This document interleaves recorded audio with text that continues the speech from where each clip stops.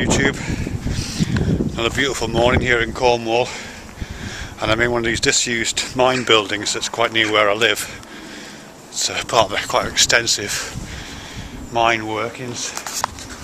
This here, as you can see behind me, this is what used to be the engine house where the boilers were that produced the steam for the stuff, because this is all back end of the 19th century, this stuff, and that's the only remaining flue for this bit that used to take the smoke out, of course.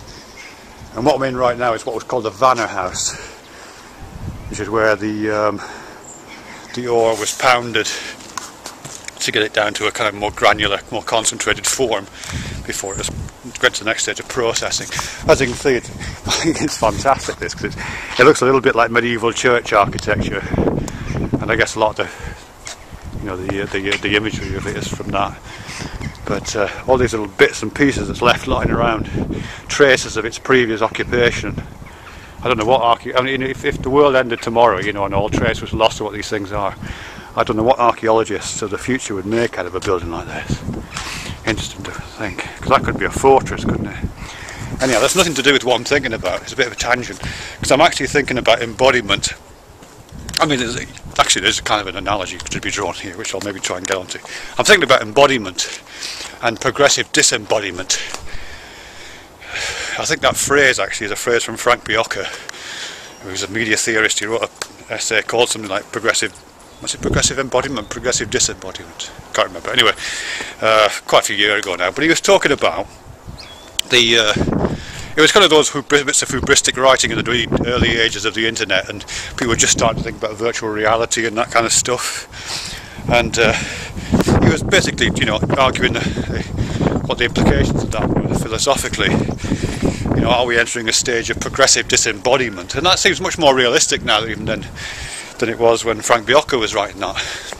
Because prosthetics are quite advanced now, and I'm finding interesting about prosthetics these days, prosthetic limbs, artificial legs and arms, is that we're starting to lose that sense of the fake that used to be around with prosthetics. I guess with people like Oscar Pistorius, something like that, the runner anyway. He's got these artificial limbs, lower legs, and they're nothing like feet. These beautiful carbon fibre springs that he runs on, and they don't make any pretense of being real feet. They're better than real feet. And even somebody like Abu Hamza's hook, you know what I mean? He has a hook instead of a hand, or two hooks instead of hands. But there's no pretense there that he could have had a hand, presumably he went for the hook instead.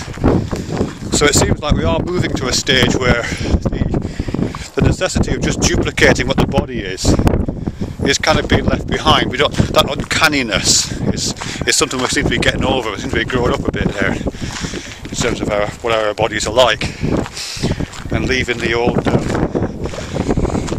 archaeology of the body behind. But I'm just wondering how that could go, because obviously one of the big problems with prosthetic limbs at the moment is they don't have any tactile sense to them. You can't feel anything. You can't do this with a false hand. But I imagine that time will come. I mean, it can't be beyond the bounds of possibility to build in that haptic sense into the limb. And we've already got the beginnings of control of the limbs by conscious thought. I know it's again really early days, but give it 50 years, even less than that, with the current rate of progress in those areas. And I can imagine when conscious thought will be able to produce those kind of movements really smoothly. If conscious thought, or even tacit non-conscious thought, allows your limbs to do stuff, so that even though I'm not thinking about what I'm doing with my right hand right now, consciously, some part of my brain is active, making it do these gestures, these beats which are interrupting my language, keep giving the rhythm to my thoughts, and shaping my hand into various ways as I speak, in keeping with whether I want to make a precise point, whether I want to make a large, strong point.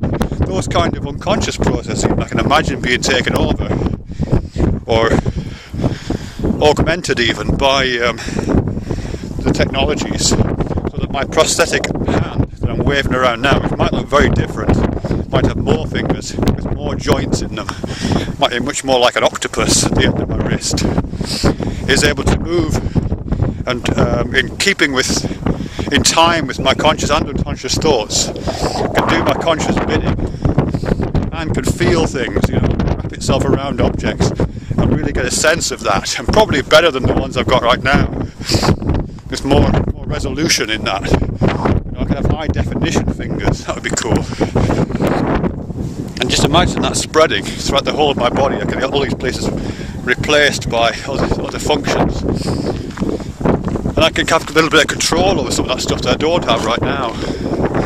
Whether I want to feel pain in these things or not. I probably would want to feel pain in most of my limbs, because it's a good warning sign, isn't it?